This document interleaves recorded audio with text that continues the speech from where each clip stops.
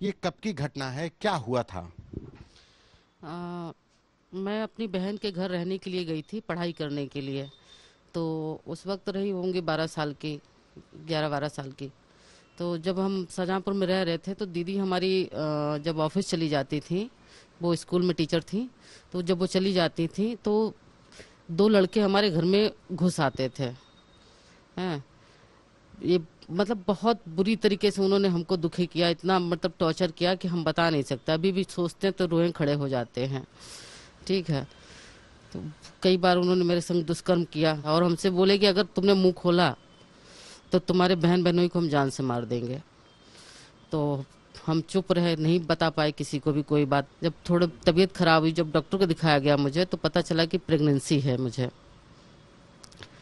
तो अबॉर्शन की बात हुई कि अबॉर्शन करा देते हैं, अभी बच्ची छोटी है, शादी भी नहीं हुई है।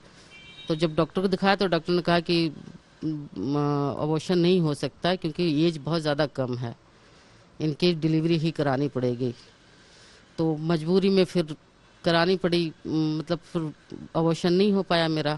फिर वो, तो जब बहन बहनों ने शिकायत की जाके उनके घर पे कि आपके बच्चे ऐसा करते हैं, तो वो लड़के फिर आए, उन्होंने मेरी बहन बहनोई दोनों को बहुत मारा है। ये दोनों लड़के कौन थे और कहाँ रहते थे, क्या मतलब ये दोनों भाई थे क्या? हाँ, ये दोनों सगे भाई हैं। और हमारे घर से रोड के उस तरफ उनका घर था। तो उधर कब्रिस्तान था, वो कब्रिस्तान पे हमेशा बैठे रहते थे।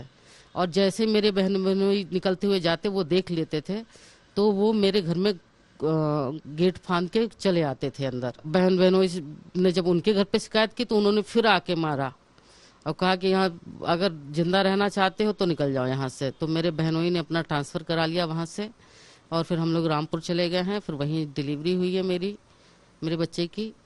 और पैदा होते ही मैंने उसको देखा भी नहीं और मेरी माँ ने वो किसी को दे दिया बच्चा। सन 2000 में हमारी शादी हो गई है।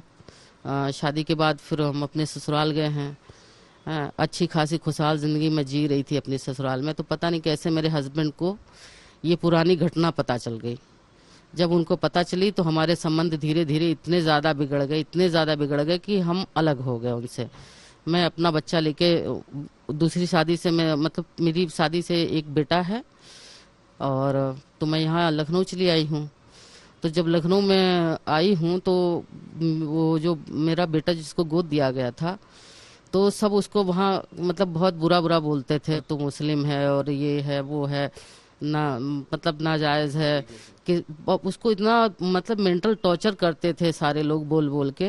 तो इसलिए वो बहुत ज़्यादा वो जब परेशान हो गया तो एक दिन आ गया हमारे पास ही और हमसे लगा सवाल करने की, ये बताइए सबके पिताजी हैं और मैं जिनके साथ रह रहा था वो तो मेरे पिताजी हैं नहीं, वो मेरी माँ भी नहीं है, तो मैं कौन हूँ।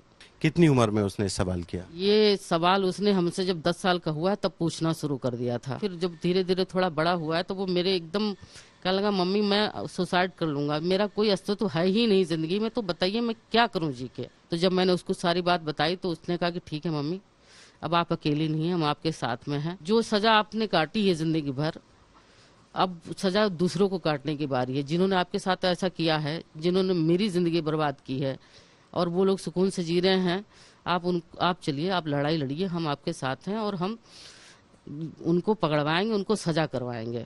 क्या हुआ, डीएनए सैंपलिंग हुआ? डीएनए हुआ, रिपोर्ट पॉजिटिव डीएनए सैंपल हुआ है दोनों का। हम 4 लोगों का हुआ है, उन दोनों का भी डीएनए हुआ है, हम दोनों माँ बेटे का भी डीएनए हुआ है। तो ये रिपोर्ट हमारी पॉजिटिव आई है। डीएनए फिर किससे मैच हुआ?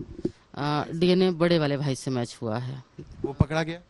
वो अभी फरार है, छोटा वाला पकड़ा गया है। पुलिस के पास गए तो पुलिस का क्या रेस्पॉन्स था? पुलिस का शुरू में तो रिस्पांस बहुत बेकार था। 1 साल तक तो हमको बहुत दौड़ाया उन्होंने, मेरी कंप्लेन नहीं नोट की।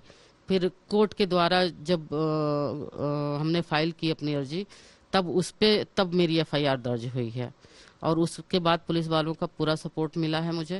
परिवार के लोग इस लड़ाई में अब साथ हुए, जब आपका बेटा आपके साथ आ गया तो क्या परिवार के और लोग साथ में आए? जो पहले पति हैं उनका क्या रुख है कि भाई उसमें आपकी कोई गलती नहीं थी? अभी उनका कोई रुख बदला है कि नहीं बदला है? हस्बैंड से अब कोई लेना देना नहीं है मेरा, वो मुझसे बात भी नहीं करते हैं। हमको मतलब अपने घर से निकाल दिया।